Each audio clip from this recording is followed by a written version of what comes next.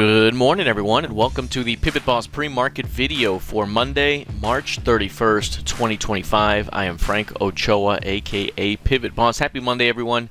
It is the last trading day of the month of March, also the last trading day of the quarter. We turn the month to April tomorrow, and new quarterly pivots will be in play. As of right now, you'll see a narrow range heading into the RTH Open right now for the ES, and it's sitting just off the lows of the quarter in one of the most bearish quarters we've seen in a good long while. Started with a big time triple top up here, and right in here we noted that there could be a big time rotation down, and to really protect with puts here, because the next rotation could easily take us back down toward 5,700, perhaps even down to 5,500 or even lower. And as of recently here, we got the 5,509 still working. Do we get to 5,400 this week? The potential here is if any pullback occurs early to begin the week, that could offer selling pressure for a continuation down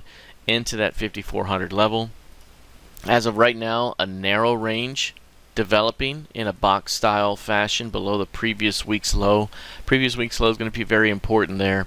Any attempt to recover that level could lead to a little bit of a relief rally back into Friday's range, but again, highly bearish market right now. Any bounce could lead to a selling opportunity as the path of least resistance remains to the downside. If we take a look here at the NQ, similar price action here, but a little bit more weakness here out of tech the last several days. Right now sitting at the bottom of the previous week's range here, just 60% of ADR heading into the RTH Open, and just off the lows of the quarter.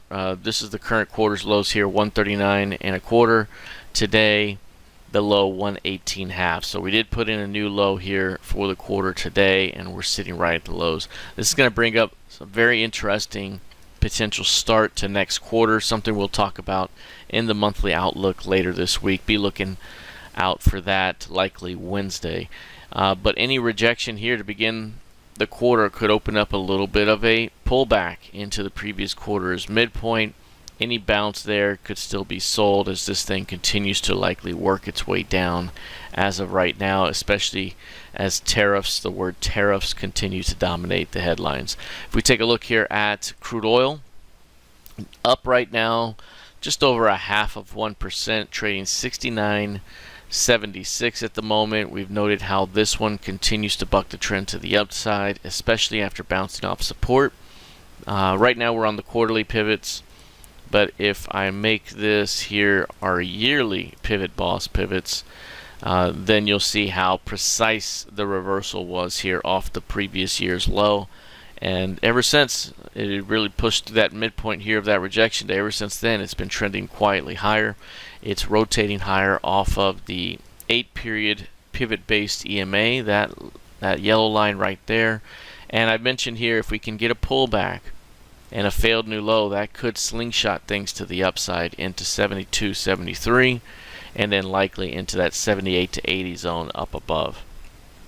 So even if we pull back here to begin the month of April, that pullback, call it 68 plus 5 is 73. That's your range for the month if it plays out here. And again, if it does play out, the next month could be similar as this thing continues to work itself higher toward 78 to 80 by July, as this market is now entered a very bullish window of seasonality. Looking at gold futures here, this one's up 1.4%, new all-time highs, 31.58 current last price. Look at this massive breakout. We talked about the 3-day compression here. We talked about the 9-day compression here. Right now, this is satisfying the 3-day compression breakout move.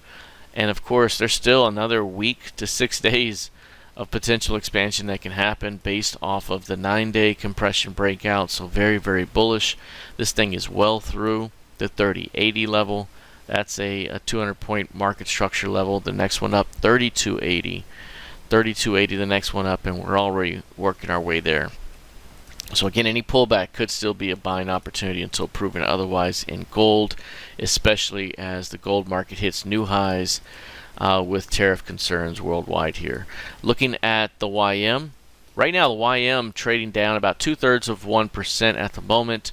Narrow range, 35% of ADR right now, just 35% of ADR. Super compressed, 200 points of range. This box developing below the previous week's low price. Again, typically speaking, a box like that can be a tremendous trap opportunity, a bear trap that leads to a squeeze. But this market remains highly directionally bearish. Any bounce right now, and while it could be short term, could still be a selling opportunity until proven otherwise. And again, last trading day of the quarter, we're going to have ourselves new quarterly pivots heading into next month. Now, a pullback here below the quarterly low could provide a trap and reverse opportunity early next quarter. But again, like we mentioned here with the others, this market continues to rotate down. So any bounce, even if it's a wider bounce like we just saw, could still be a selling opportunity until this thing can find a super strong low or some sort of capitulation to end the selling pressure. All right, looking at Bitcoin, down 1.16% right now. This one turning down. We've talked about the downtrending channel that's developing here and the 90,000 level right there. We were right up into a point where a recovery could happen, but the path, again, like the rest of this market lately, the path of least resistance down. The biggest days right now are the sell-off days. These are some of the biggest days that we've seen. We got this weird flag type pattern here that's finally breaking to the downside again. Like these other markets, any bounce to begin April could be a selling opportunity for a continuation down. Lastly here, ETH, Ethereum futures down 2% here. This one continues to jog lower as well. Downtrending market, pullback selling opportunities. This one needs above 2200 to get the party started to the upside. Until then, do we continue to chip away at the downside? CVPOC just below 1633. You have a CVAL 1450 and a massive CLVN at 1400. 1400 would be a massive opportunity right now because 14 back to that market structure level of 28 is a double. And then down the road into 4200, which is the previous year's high, that'd be a triple here. Do we get a chance to go 14 back up for this market here down the road? Again, closing near the quarterly lows will be very important early next quarter to see if we get signs of rejection. All right, that is it for now. We'll see how this plays out here heading into the rest of the week. Last trading day of the month and of the quarter. A little compressed here early on, so looking for some back and forth, fade the edges type of price action on the intraday. We'll see how it responds off the previous week's low early this week. Everyone have a fantastic rest of your morning. I'll see you in the trading room. Take care.